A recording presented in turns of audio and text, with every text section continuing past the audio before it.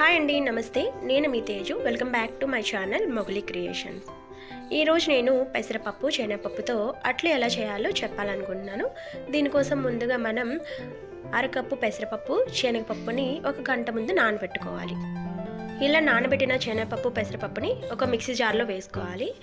ఈ మిక్సీ జార్లో వేసుకున్న తర్వాత మన టేస్ట్కి తగ్గట్టు పచ్చిమిర్చిని, ఒక హాఫ్ ఇంచ్ అల్లం ముక్క, అదేవిధంగా ఒక 5-6 వెల్లుల్లి రెబ్బలు,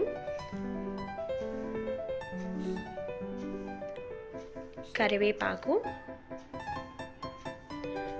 కొంచెం జీలకర్ర, ఇలా వీటన్నింటిని వేసుకొని మనం మెత్తని పేస్ట్లా గ్రైండ్ చేసుకోవాలి. గ్రైండ్ చేసుకుంటున్నాను. ఇగో ఫైనల్గా ఇలా పేస్ట్లా అవుతుంది.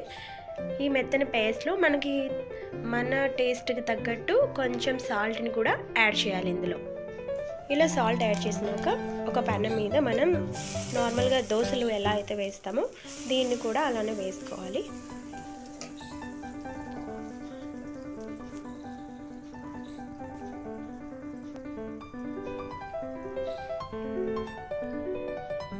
ఇలా వేసినాక దీన్ని పలుచగా స్ప్రెడ్ చేసుకోవాలి. పలుచగా అయితే క్రిస్పీగా బాగుంటుంది.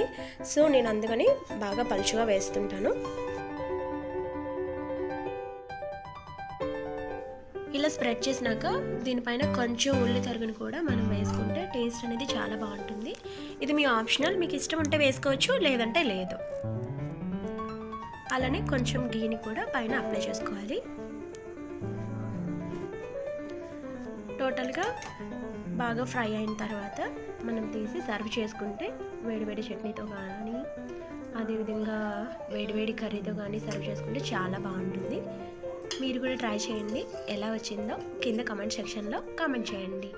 Please subscribe my channel and thank you.